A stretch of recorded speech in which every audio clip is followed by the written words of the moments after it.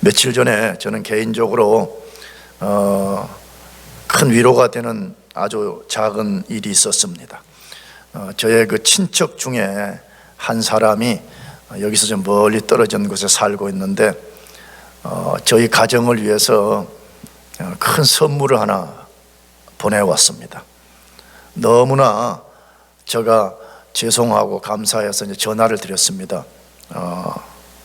왜냐하면 그분도 잘 사는 분이 아닙니다. 그럼에도 제가 이렇게 보기에 좀 과분한 선물을 보내서 너무나 미안하고 또 죄송하고 고맙고 감사합니다 라고 말씀을 드렸습니다. 그랬더니 저희 친척 하는 말이 아주 정색을 하면서 우리가 가족인데 가족끼리 당연한 일을 가지고 뭘 미안해 하느냐 이렇게 말했습니다.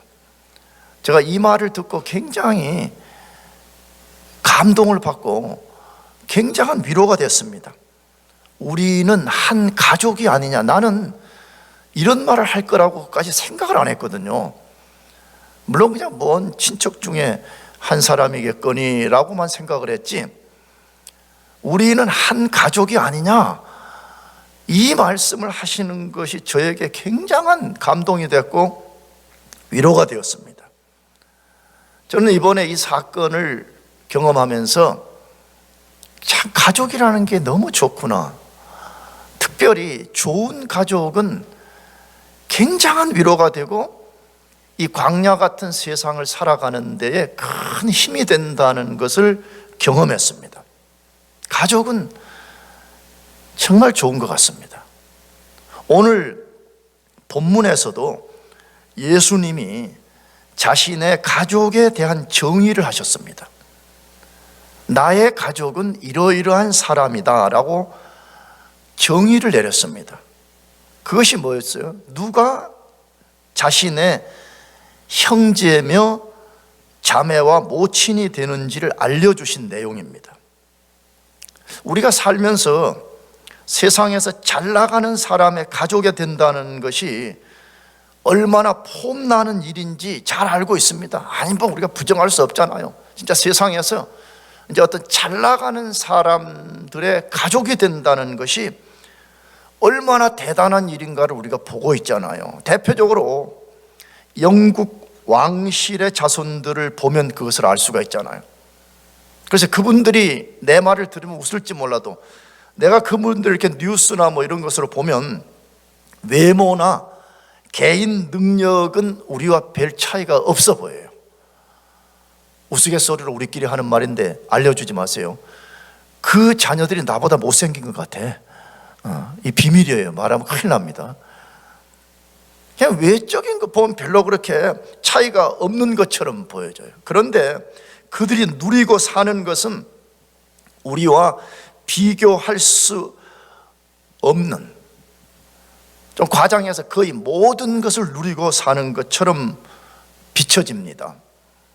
어떻게 해서 그들이 그렇게 모든 것을 누리고 살 수 있는 것이죠? 그들의 개인 능력 아닙니다. 우리가 알지만 그들이 왕실의 가족이라는 것 때문입니다. 다른 이유는 하나도 없어요. 왕실의 가족이라는 것 때문에 모든 특권, 모든 권세를 가지고 누리는 것을 보고 있잖아요. 잠깐 있다가 없어질 왕실의 가족만 되어도 모든 것을 누리며 사는 것처럼 보여집니다. 그렇다면 만물의 왕 되신 하나님과 영원한 주이신 예수님의 가족이 된다는 것은 그것이 얼마나 위대한 일인지 모릅니다. 그건 정확히 말해서 우리의 이성으로 이것이 얼마만큼 큰 복이고 특권인지를 다 헤아릴 수가 없습니다. 그래서 여러분 신학자들이 하나님의 가족이 된 것에 대한 특권을 소개하는 거 보면 다 이렇게 추상적으로만 그려놨어요. 왜냐 그러면 그것이 너무 큰 것이기 때문에 우리 이성으로 다 헤아릴 수 없기 때문에 그렇게 하는 것입니다. 그러면 예수님이 자신의 가족을 정의한 배경은 무엇입니까? 무엇 때문에 오늘 본문에 나의 가족은 이러이러한 사람이라고 정의를 내렸습니까? 이미 우리가 읽었듯이 예수님이 종교 지도자들과 계속적인 논쟁을 해 오셨습니다. 그런데 그 중에 지난주 본문에 보면 표적에 대한 논쟁을 이제 하고 계셨던 때에 있었습니다. 그때에 예수님의 육신의 어머니인 마리아와 예수님의 씨다른 형제들이 찾아와서 예수님께 무엇인가를 말하려고 시도했더라, 그렇게 되어 있습니다. 아마 이 마태복음 본문에 근거하면 아마 예수님께 이제 그만하고 집으로 돌아가자, 이 요청을 하러 왔던 것 같아요. 이제 그만 논쟁하고 집에 돌아가자, 이거 하러 왔던 것 같아요. 그런데 이 말씀의 병행 본문, 이 사건을 같이 보여주는 마가복음에서는 예수님을 찾아온 가족들의 동기가 아주 놀라웠다고 소개되어 있어요. 그것이 마가복음 3장 20절 21절인데 같이 읽어보겠습니다. 시작. 집에 들어가시니 무리가 다시 모임으로 식사할 겨를도 없는지라 예수의 친족들이 듣고 그를 붙들러 나오니 이는 그가 미쳤다 하밀러라. 자, 그들이 왜 예수님 찾아왔다 그래요? 마가복음에서는 예수님 잡으러 왔다는 거죠. 왜 잡으러 왔대요? 예수님이 뭐 했다고요? 미쳤다는 거예요. 아, 예수가 이제 미쳐가지고 이스라엘의 가장 위대한 종교 지도자들하고 논쟁을 벌이면서 그들과 대적하는 거, 이건 예수가 지금 제정신이 아니라는 거예요. 예수가 미쳤기 때문에 지금 저렇게 하고 돌아다닌다라고 판단했다는 거예요. 그래서 예수님 잡으러 왔다, 그렇게 소개되어 있습니다. 뭘 소개하죠? 예수님의 가족들이 예수님이 누구인가를 전혀 이해하지 못했다라고 소개하고 있습니다. 물론 우리가 복음서를 끝까지 읽어보면 나중에 예수님의 가족들이 예수님이 어떤 분인가에 대한 이해를 하게 되었습니다. 그러나 오늘 본문의 시점에서는 그들은 예수님을 그냥 단순하게 그냥 말 그대로 그냥 우리 형, 내 아들, 오빠, 이 정도로만 생각했다는 거예요. 그래서 예수님이 행하는 모든 일들에 대한 이해가 없이 예수가 미쳐서 그렇게 했더라. 그래서 예수님 잡으러 왔다는 거예요. 그래서 예수님이 이 사건을 근거로 해서 누가 나의 참 가족이냐는 거예요. 다시 말하면 누가 진짜 하나님의 백성이냐는 거예요. 누가 진짜 영원한 가족이 될 수 있느냐 하는 것을 소개한 것입니다. 그렇다면 우리는 이제 이것을 우리가 오늘 알아내야 되잖아요. 누가 진짜 예수님의 진짜 가족이냐는 거예요. 누가 진짜 하나님의 참 백성이냐는 것이에요. 그래서 오늘 본문은 예수님의 참 가족이 되거나 된 사람은 분명한 어떤 특성을 가지고 있다고 말해요. 그러면 첫 번째 특성이 뭐냐 하면 세상 종교와 혈연 관계로는 예수님의 가족이 될 수 없다고 선언하는 것이 첫 번째 특징이에요. 예수님 혹은 하나님의 가족이 되는 것은 종교로 되는 거 아니라는 거예요. 피부치 이런 혈연적 관계로 되는 거 절대로 아니라고 선언하고 있습니다. 예수님이 자신의 가족 조건을 말씀하시기 전에 먼저 자신의 가족이 될 수 없는 사람에 대해서 말씀하고 있습니다. 그것이 12장 46절에서 48절인데 한 번 더 우리 읽어보겠습니다. 46절부터 48절까지 같이 시작. 예수께서 그의 어머니와 동생들이 밖에 섰더니 한 사람이 예수께 여짜오되 보소서 당신의 어머니와 동생들이 당신께 말하려고 밖에 서 있나이다 하니 말하던 사람에게 대답하여 이르시되 누가 내 어머니이며 내 동생들이냐 하시고 라고 되어 있습니다.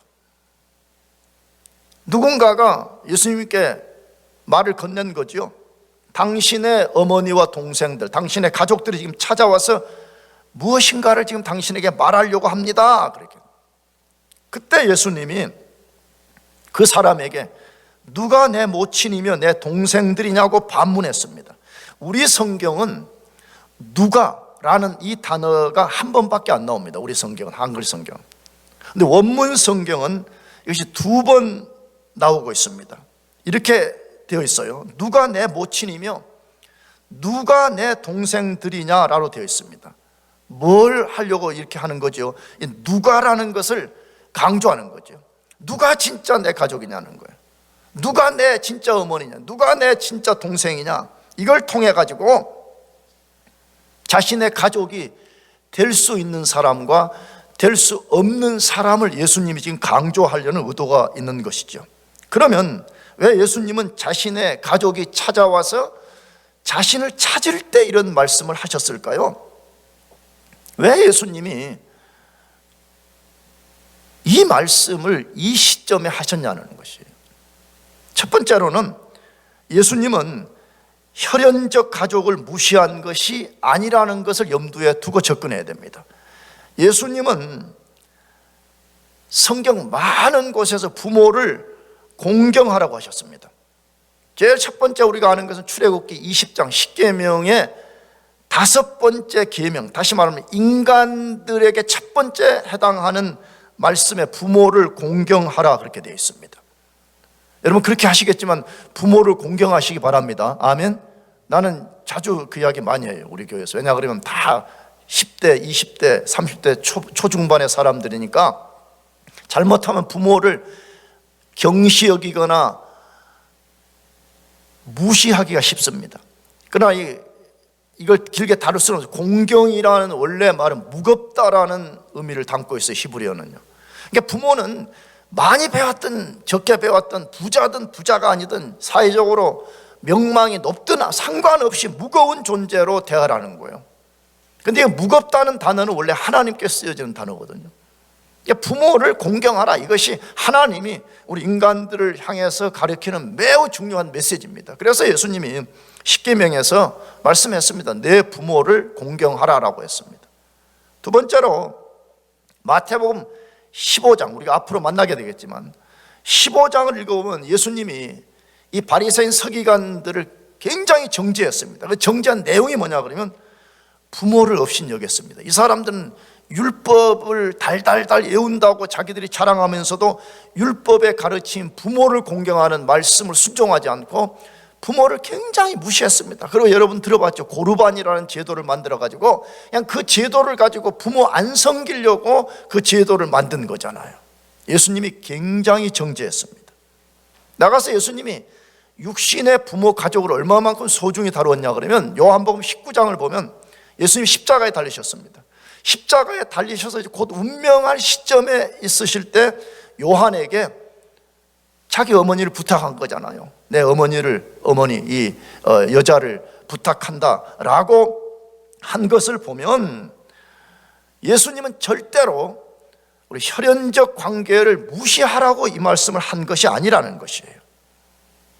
두 번째로 예수님이 이 시점에 이 말씀을 하신 것은 이스라엘 백성의 착각을 깨뜨리기 위해서 하신 것입니다. 이스라엘 백성들과 특별히 종교 지도자들은 자기들이 아브라함의 후손이고 종교적 열심을 품고 있었기 때문에 단 한 번도 자기들이 하나님의 가족이 아닐 것이라고 생각한 적이 없었습니다. 자기들은 그냥 선천적으로부터 하나님의 가족이었고 뿐만 아니라 자기들은 현재 종교적으로 매우 열심을 품고 있는 사람들이기 때문에 자기들은 당연히 하나님의 가족들이라고 생각하고 있었습니다. 예수님이 바로 이 착각을 깨뜨리는 거잖아요. 세 번째 이유는 자신과 혈연적 관계에 있는 것이 자신의 가족 되는 조건이 아니라는 것을 말씀하시려는 의도 때문입니다. 너희들이 나와 그냥 단순히 친밀하다, 심지어 봐라, 나와 혈연적 관계에 있는 나의 혈연적 관계에 있는 가족들도 이 상태로는 진짜 천국의 가족이 될 수 없다, 이것을 말씀하는 거잖아요.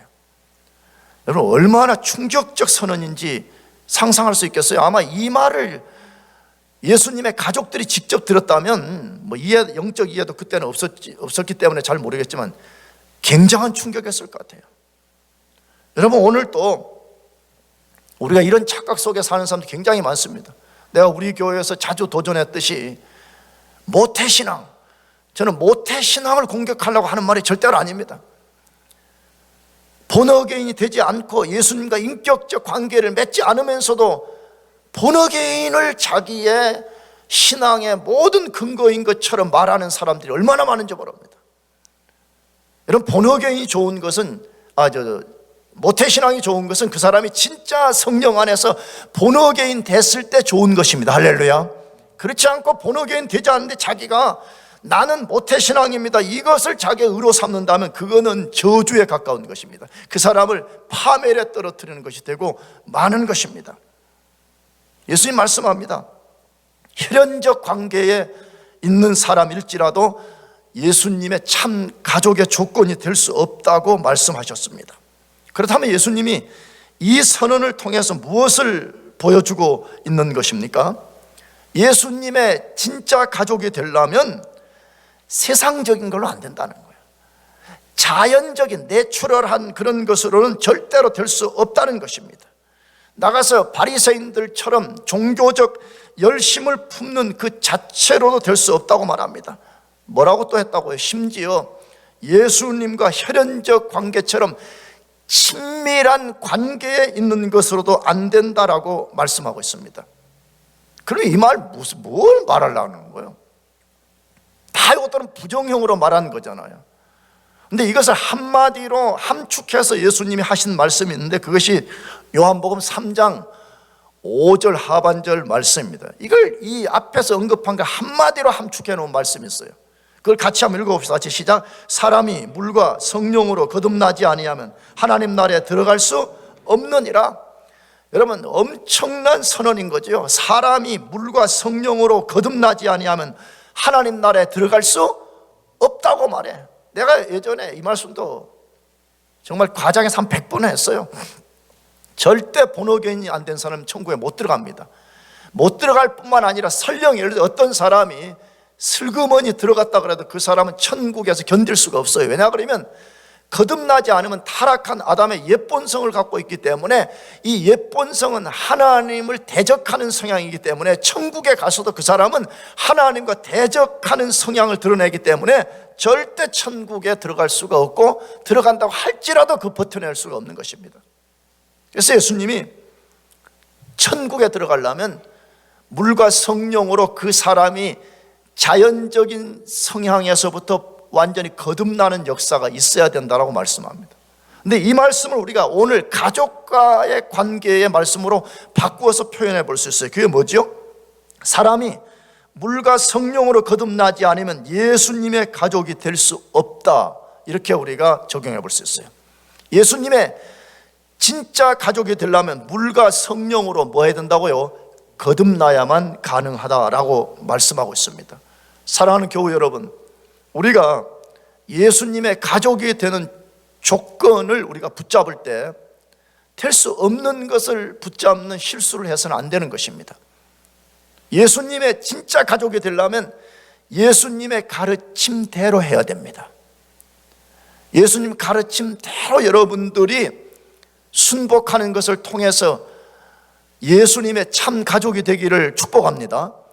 두 번째로, 예수님의 참 가족은 어떤 특성을 갖고 있냐는 것이에요. 그것은 하나님 뜻에 순복할 때만 참 가족이 될 수 있다고 말씀합니다. 하나님의 뜻에 뭐 해야 된다고요? 순복해야만이 예수님의 진짜 가족이 될 수 있어요. 하나님의 뜻에 순복하지 않는 사람은 절대로 예수님의 참 가족이 될 수가 없습니다. 예수님이 자신의 가족이 될 수 없는 조건에 대해서 먼저 말씀하신 후에 자신의 가족이 될 수 있는 조건에 대해서 말씀하셨습니다. 그것이 12장 49절에서 50절 말씀인데 49절부터 또 같이 읽어보겠습니다. 시작. 손을 내밀어 제자들을 가리켜 이르시되 나의 어머니와 나의 동생들을 보라. 누구든지 하늘에 계신 내 아버지의 뜻대로 하는 자가 내 형제요 자매요 어머니라 하시더라 라고 되어 있습니다. 자, 예수님 자신의 가족이 되는 조건이 무엇이라고 말씀합니까? 다시 누구든지, 여기 이 말이 중요하죠. anybody, 누구든지라고 말해요. 특정인 말하잖아요. 뭐 유대인, 뭐 이방인, 뭐 한국인, 미국인 뭐 이런 거 없어요. 누구든지라고 분명하게 말씀해요. 이게 놀라운 복음의 제시지요. 누구든지라고 말해요. 누구든지 하늘에 계신 내 아버지 뜻대로 하는 자라고 말합니다. 누가 예수님의 진짜 가족이 되냐라고 말할 때 하늘에 계신 내 아버지 뜻대로 하는 사람이라고 선언합니다. 그러면 앞에서 제가 질문을 던졌지만 왜 예수님이 마태복음 12장 마지막 이 부분에서 이것을 선언하셨을까요? 그것은 마태복음 11장과 12장의 배경과 연관이 되어 있습니다. 제가 전에 말씀드렸지만 마태복음 11장과 12장은 마태복음은 무엇을 보여주는 거냐 그러면 예수님이 오셔서 하나님 나라를 선포하면서 이제 이 땅에 하나님 나라를 확장시켜 가고 있었습니다. 그런데 예수님의 적대자들이 등장한 거죠. 그 적대자들이 마태복음 11장과 12장에 등장했던 거죠. 그 적대자들은 누굽니까? 바리새인과 서기관들이었습니다. 그들이 어떻게 예수님을 적대하면서 나왔습니까? 제일 먼저는 하나님이 보내신 예수님의 전령자인 세례 요한을 거부했습니다. 나가서 예수님의 가르침을 거부했습니다. 예수님은 안식일을 세우신 분이고 안식일에 모든 교훈을 주신 분인데도 불구하고 그들은 자기들의 전통을 쫓는 것 때문에 예수님의 안식일 원리를 거부했던 사람들이었습니다. 나가서 예수님의 인격을 부정했잖아요. 예수님이 하나님의 아들로서 귀신을 내어 쫓는 모든 것을 바알세불, 귀신의 왕이 한 것이라고 부정했으며 나아가서 예수님의 그 슈퍼파워 자체를 부정해버렸던 사람입니다. 그러면서도 그들은 어떤 착각 속에 있었습니까? 우리는 하나님의 백성들이라는 거예요. 우리는 전 세계 유일무이한 하나님의 가족이라고 착각하고 있었습니다. 그래서 예수님이 자신의 가족, 하나님의 진짜 가족은 어떤 사람인가를 여기에 새롭게 규정한 거예요. 그런데 예수님이 하나님의 참 가족이 되는 유일한 한 가지 조건인데 그것은 하나님의 뜻대로 행하는 자라고 선포하셨습니다. 자, 그러면 이제 우리가 이 질문이 생기는 거죠. 하나님의 뜻대로 행한다는 것은 도대체 뭘 말하냐는 거예요. 어떻게 하는 것이 하나님의 뜻대로 하는 거냐 이거죠. 먼저는 이 마태복음의 문맥 속에서 그것을 발견해야 되는 거죠. 하나님 뜻대로 한다는 말은 하나님이 예수님을 이 세상에 보내신 메시아라는 것을 인정하는 데서부터 시작됩니다. 메시아라는 말과 그리스도라는 말은 동의어예요. 메시아라는 아람어, 여러분 쉽게 얘기하면 히브리어로 한 것이고 그리스도는 헬라어로 말하는 거예요. 똑같은 말이에요. 구원자, 그 뜻을 갖고 있는 거잖아요.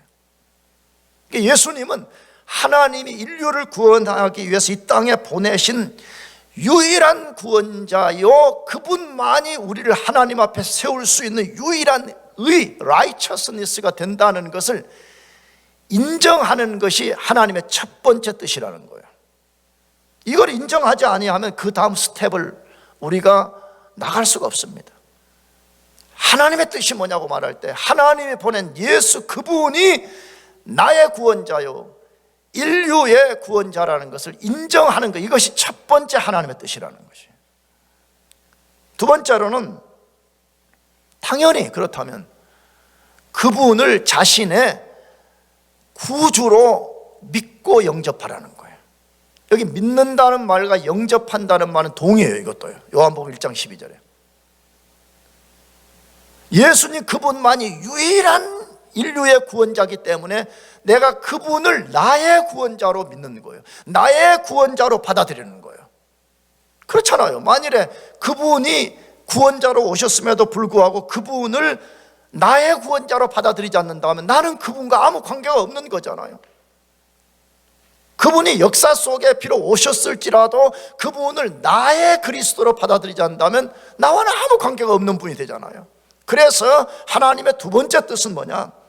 예수 그리스도 그분을 자신의 구주로 믿으라는 거예요. 할렐루야. 그분을 믿으면 돼요. 그분을 나의 주로 받아들이면 돼요. 혹시 여러분 중에 어떻게 예수님을 자신의 구주로 받아들이는지 갈등하는 분들이 있으면 너무 골치 아프게 생각할 거 없어요. 그분의 그리스도 되심을 인정하고 내가 그분을 믿으면 돼요. 아멘. 나는 예전에 처음 예수 믿을 때 23살 넘어갈 때 이걸 누가 가르쳐주는 사람이 없어가지고 그냥 막 건성으로 누가 막, 나는 그때 예수를 안 믿었는데 이렇게 전해 듣는 이야기들 있잖아요. 뭐 예수님을 믿으려면 혹은 하나님을 믿으려면, 하나님의 자녀가 되려면 뭐 하나님을 봐야 된다는 둥, 뭐 예수님의 음성을 들어야 된다는 둥, 그런 거짓된 이론을 어디서 주워 들어가지고 저는요 진짜 예수 믿으려고 하는 그 일종의 시커 서비스 그 기간 동안에요 굉장한 고난을 받았어요. 하여튼 몇 개월 동안 그냥 뭐 차에 가서 하나님 보여주세요, 뭐 어느 오피스에 가가지고 뭐 다 문 걸어 잠가놓고 뭐 기도도 지금처럼 할 줄 모르니까 대충 해놓고 나서 하나님 나를 선택했다면 보여주세요 막 이러지. 봤을까요 못 봤을까요? 저는요 지금까지 한 번도 하나님을 본 적이 없습니다. 물리적으로 다 그 잘못된 거짓된 가르침 때문에 그런 거잖아요. 예수 그리스도 그분이 하나님의 아들이요 인류의 구원자요 나의 구원자라는 것을 인정하고 그분을 나의 구주로 영접 받아들이면 구원받게 됩니다. 아멘. 세 번째, 하나님의 뜻은 뭐냐? 그렇다면 너가 그 예수를 너의 구주로 받아들였다면 삶에서 실제적으로 그분이 너의 주가 되게 하라는 거예요. 그러면 내가 구원받았다는 말은 자주 말씀드렸죠. 주인을 바꾸었다는 말이에요. 뭘 바꾸었다고요? 주인을 바꾼 거예요. 만일 어떤 사람이 나는 예수 믿습니다, 구원 받았습니다라고 말하는데 주인이 안 바뀌었다면 그건 구원받은 사람이 아닐 가능성이 굉장히 높아요. 우리가 무슨 하나님을 본 적도 없고 예수님의 음성을 들은 적도 없고 무슨 불같은 종교 체험을 한 적이 없지만 그 사람 삶의 주인이 바뀌었다면 그 사람은 구원받음이 틀림없어요. 왜 그래요? 성경이 그렇게 말하니까. 예수를 구주로 받아들인다는 말은 앞에 구는 뭐예요? 세이비어라는 말이에요. 나의 구세주라는 말이잖아요. 근데 왜 그분을 나의 세이비어로 받아들여요? 그분이 나의 로드라는 게, 나의 주인이라는 거예요. 이전까지는 내가 내 삶의 주인인 줄 알았어요. 이전까지는 나는 모르지만 그냥 뭐 막연한 어떤 영적 존재가 나의 주인일 거라고 생각하고 살았어요. 그런데 내가 복음을 딱 들어보고 나니까 아니구나. 만물은 하나님에 의해서 창조되었고 창조된 만물이 인간의 죄 때문에 타락되었는데 타락 속에 있는 만물과 나 자신을 구원할 수 있는 유일한 구원자는 예수밖에 없다는 걸 알게 된 거잖아요. 그래서 나는 예수를 나의 구주로 받아들입니다. 그 말은 나는 이제부터 예수님을 나의 주인으로 삼습니다 이 말이잖아요. 그러면 진짜 그 사람이 주인으로 삼았는가 안 삼았는가를 뭘 보면 알 수가 있어요? 그 사람의 삶이 변화되고 있느냐는 거예요. 진짜 모든 영역에서 예수님의 주 되심을 인정하고 살아가고 있냐 하는 것이에요. 만일에 우리가 지금 당장 완벽하게 100% 되진 않지만 내 삶의 주인을 바꾼 것이 하나씩 하나씩 나타나고 있다면 그 사람은 하나님의 뜻에 순복한 사람이라고 성경이 말씀하는 것이에요.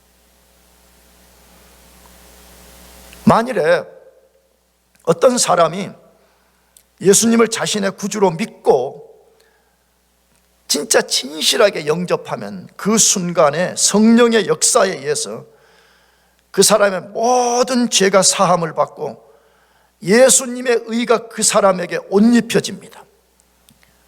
그러면 그 사람은 하나님이 보실 때 더 이상 죄인도 원수도 아니고 그 순간 하나님의 아들로 입양이 되고 예수님의 가족이 되는 것입니다. 믿으시기 바랍니다.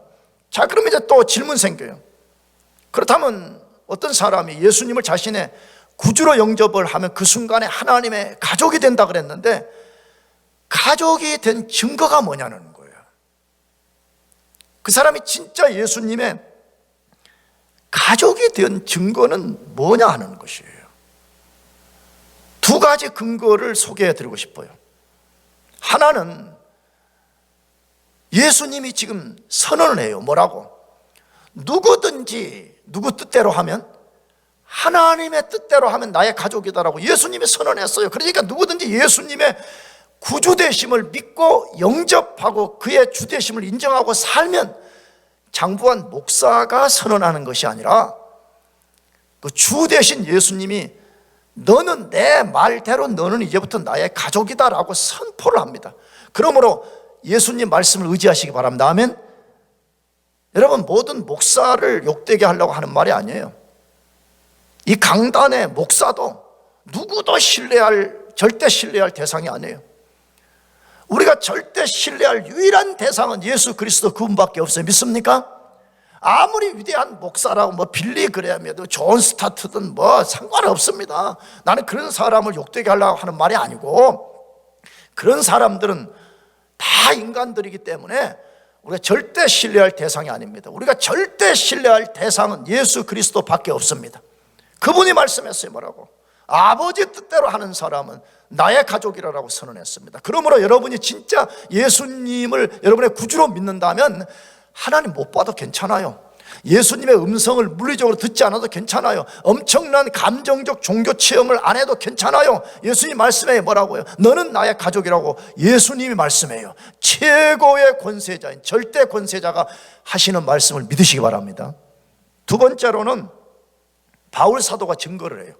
바울 사도가 가족된 증거가 뭔가를 알려줘요. 그것이 로마서 8장 14절에서 15절 말씀인데 한번 같이 읽어보겠습니다. 시작. 무릇 하나님의 영으로 인도함을 받는 그들은 아들이라. 너희는 다시 무서워하는 종의 영을 받지 아니하였고 양자의 영을 받았으므로 아바 아버지라 부르짖느니라. 할렐루야. 놀라운 약속, 놀라운 선언, 놀라운 증거를 해주시는 말씀이지요. 근데 뭐라고 지금 바울이 증거해요? 성령의 인도를 받는 사람은 하나님의 아들이라고 말합니다. 누구 인도를 받는 사람? 성령의 인도.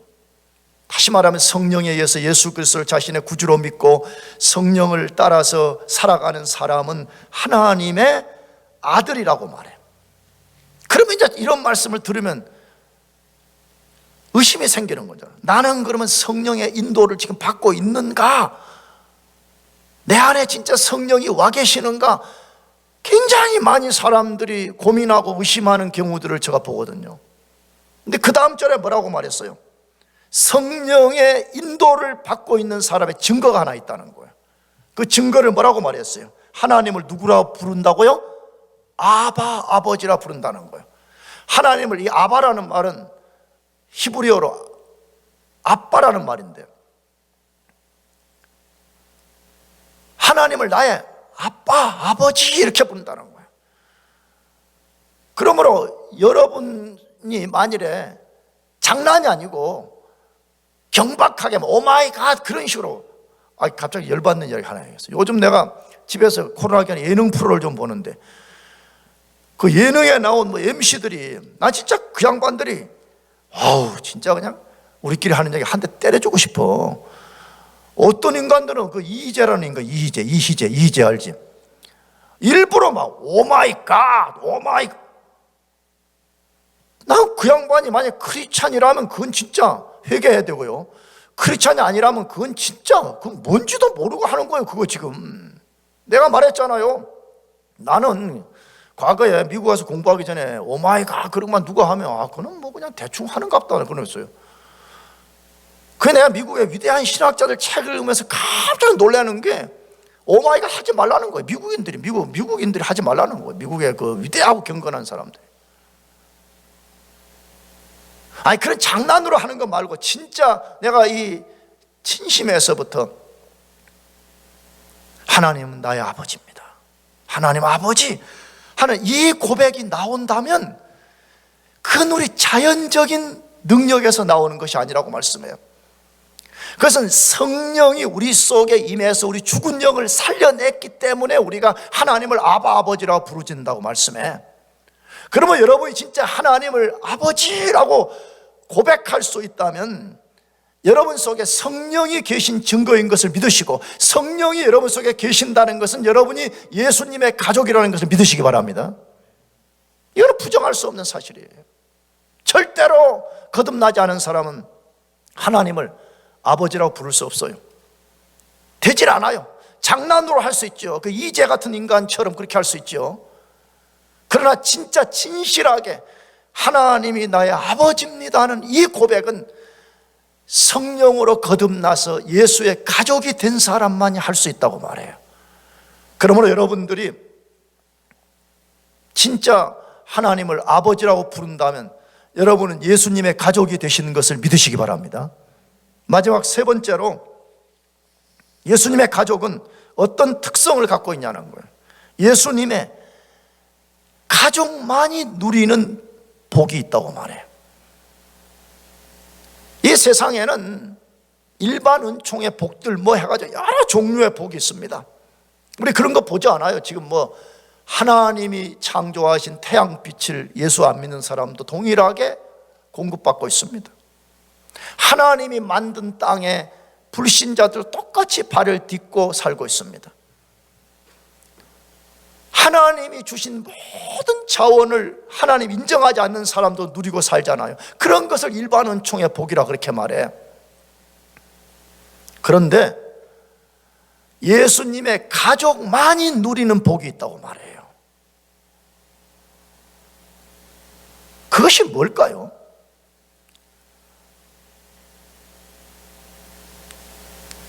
아까 제가 말씀드렸잖아요. 이 세상에 좀 폼나 보이는 사람들의 가족만 되어도 얼마나 폼나요. 얼마나 많은 것을 누리고 살아요. 그런데 그 세상 사람들과 비교할 수 없는 영원한 하나님의 가족이 된다? 영원한 예수 그리스도의 가족이 된다? 절대 그것들과 비교할 수 없는 복을 누리고 살게 되는 것입니다. 그 복을 사도 바울은 먼저 에베소서 1장 3절에서 소개하는데, 같이 한번 읽어보겠습니다. 시작. 찬송하리로다. 하나님 곧 우리 주 예수 그리스도의 아버지께서 그리스도 안에서 하늘에 속한 모든 신령한 복으로 우리에게 복 주시되라고 되어 있습니다. 바울이 에베소서를 시작하면서 제일 먼저 그리스도 안에서 얻는 그리스도인들의 복에 대해서 설명을 하고 있습니다. 어떤 복이라고 말해요? 하늘에 속한 모든 신령한 복이라 그렇게 되어 있습니다. 하늘에 속한 모든 신령한 복, 매우 중요한 말씀이죠. 하늘에 속한 모든 신령한 복이라 그렇게 되어 있습니다. 하늘에 속한 것이기 때문에 땅에 속한 것이 아닙니다. 땅에 속한 것이 아니기 때문에 이 본문처럼 신령한 것입니다. 나가서 하늘에 속한 것이기 때문에 사라지지 않는 영원한 복입니다. 제가 모두의 영국 왕실 예를 들었지만, 영국 왕실의 사람들의 모든 복은 언젠가 사라지고 말 것입니다. 그러나 그리스도 예수 안에서 그의 가족들이 누리는 복은 사라지지 않는 영원한 복인 것을 믿으시기 바랍니다. 하나님은 나가서 그 복을 예수님의 가족이 된 사람에게 단번에 주셨다고 되어 있어요. 예수님을 믿어서 가족이 되는 순간에 그냥 단번에 쏟아부어 줬다 이 말이에요. 이 본문 복 주시되라는 이 단어의 시제가 시제 알잖아요. 과거냐 뭐 현재냐 미래냐 하는 식으로 할 때 시제, 부정과거형으로 되어 있습니다.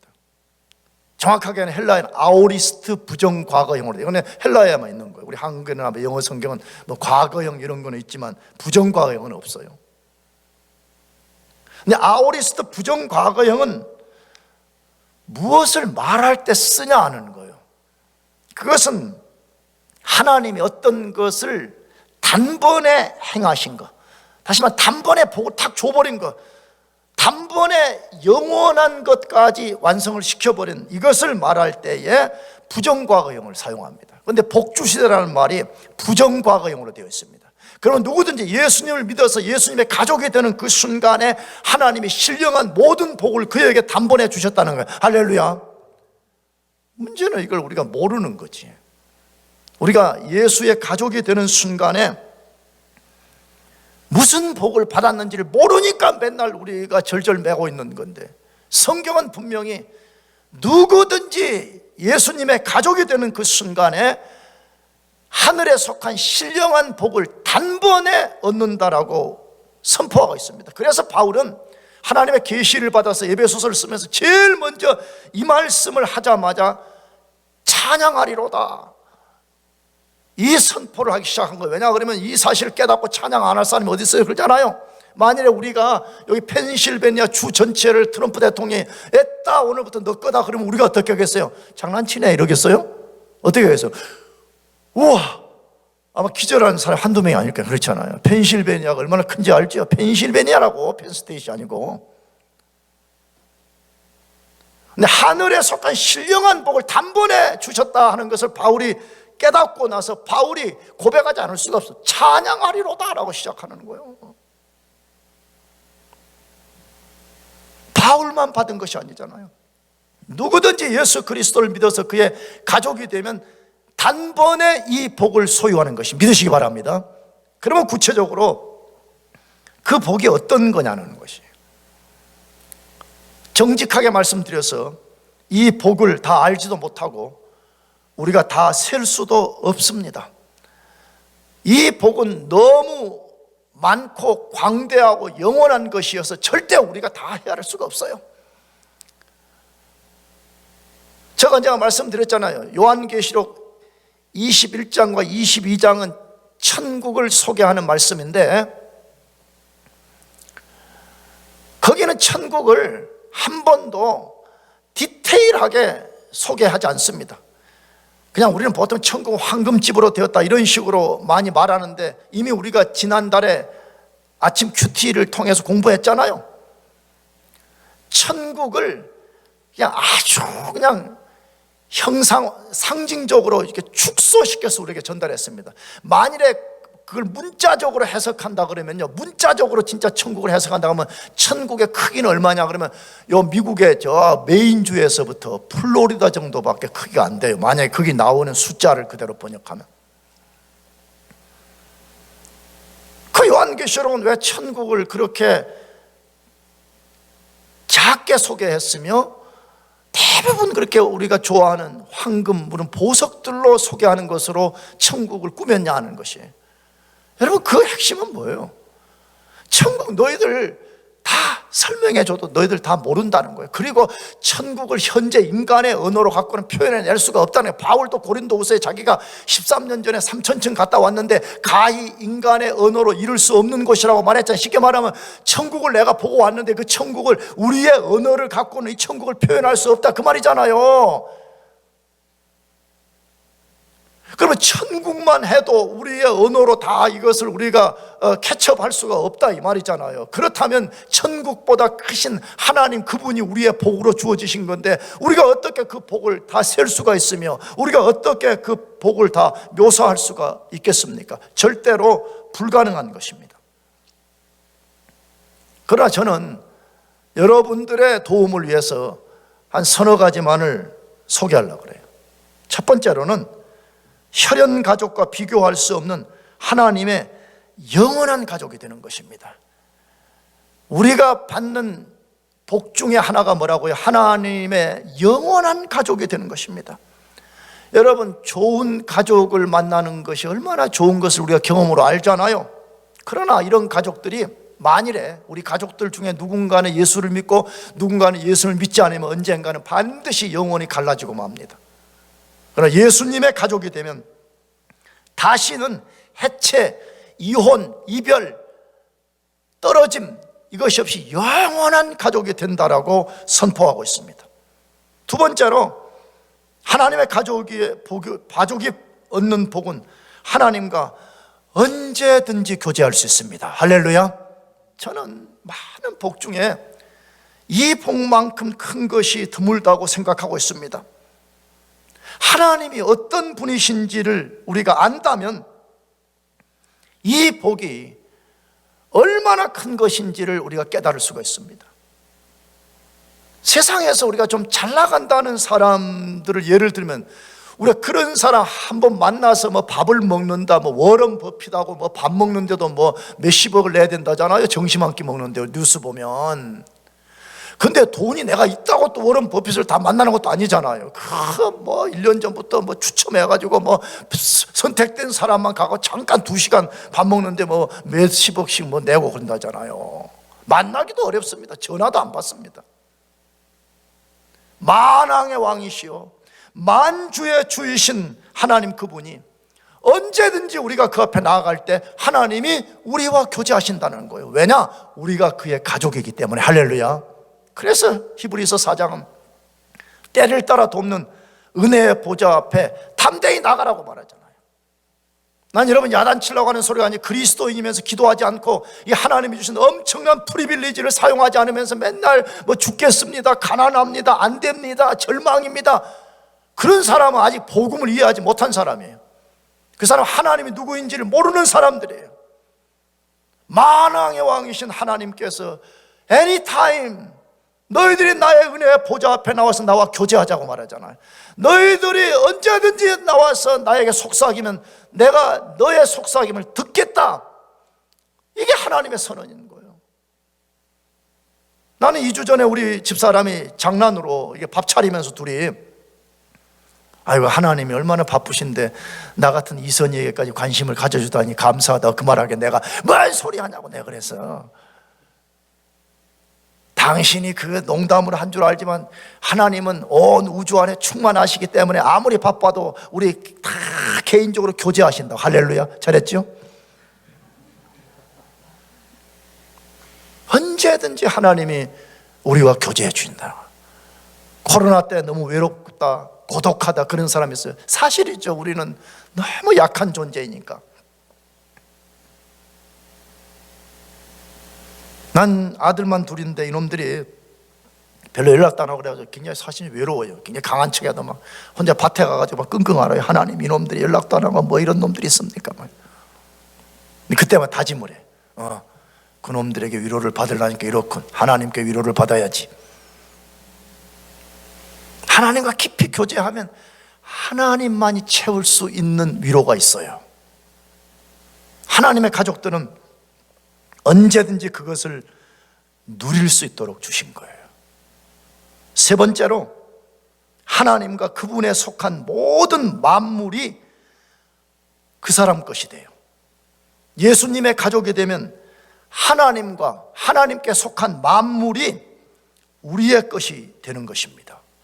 혹시 이 말을 듣는 순간에 여러분 속으로, 목사님 그건 너무 과장한 거 아니에요?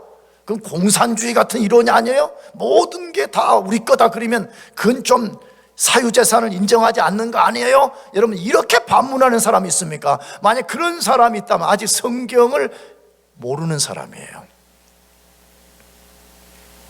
사도 바울이 고린도전서 3장 20절에서 23절로 이 원리를 선언했습니다. 고린도전서 3장 20절에서 23절을 같이 읽어보겠습니다. 같이 시작. 또 주께서 지혜 있는 자들의 생각을 헛것으로 아신다 하셨느니라. 그런즉 누구든지 사람을 자랑하지 말라. 만물이 다 너희 것임이라.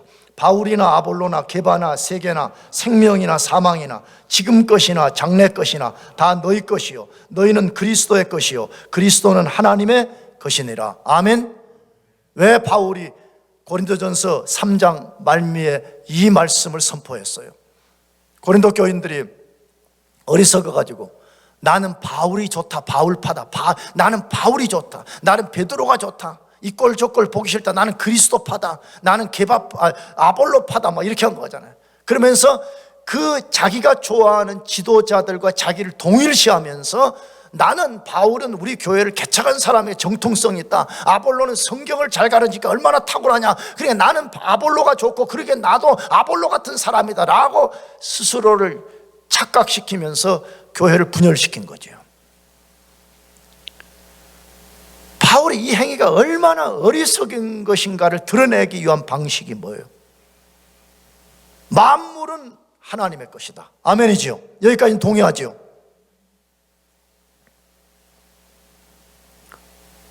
그리스도인은 하나님께 속해 있기 때문에 하나님의 것이 다 그리스도인들의 것이라는 거예요. 그런데 너희들은 어떻게 나는 아볼로는 내 것이다, 베드로는 너 것이다, 어떻게 이렇게 할 수 있냐는 거예요. 모든 만물이 하나님의 것이고 그 만물의 주인된 하나님의 가족들인 우리들의 것이라고 성경이 말씀하고 있어요. 물론 지금은 이게 타락한 세계 속에 있기 때문에 이게 확 와닿지 않을 수 있죠. 성경은 선언합니다. 만물은 하나님의 것이고 그리스도인들은 하나님의 가족이기 때문에 만물은 그리스도인들의 것이라고 말합니다. 할렐루야. 그래서 우리가 이 만물을 잘 지키려고 하는 거잖아요. 사람들이 아무렇게나 환경 훼손하고 아무렇게나 살고 막 그렇게 우리 그리스도인은 그나마 일말의 양심을 가지고 우리가 지키려고 하는 이유가 뭐예요? 만물은 하나님의 것이고 그것은 곧 우리의 것이라는 걸 믿기 때문에 그러는 거잖아요. 그러니까 이 사실을 믿는 사람들은 좀 가난하고 좀 남보다 좀 뒤떨어진 것처럼 느껴져도 열등감 갖지 않습니다. 왜 안 가져요? 지금은 타락한 죄의 세계 아래에서 일시적으로 우리가 이런 상황이 있지만 언젠가 만물이 하나님의 것이라는 위치로 돌아갈 것이고 나가서 하나님의 가족이 된 우리의 것이 된다는 회복의 날을 우리가 기다리기 때문에 우리는 절대로 열등감을 갖지 않습니다. 할렐루야. 여러분, 이게 그리스도인들이 누리는 수만 가지 복 중에 일부라고 말씀하고 있어요. 사랑하는 교회 여러분, 그리스도인들만이, 예수님의 가족만이 누리는 복이 있다고 말씀해. 그러므로 여러분 모두가 예수님을 구주로 믿으시고 예수님의 가족이 되시고 예수님의 가족으로서 누리는 그 복을 누리며 살기를 축복합니다. 기도하겠습니다.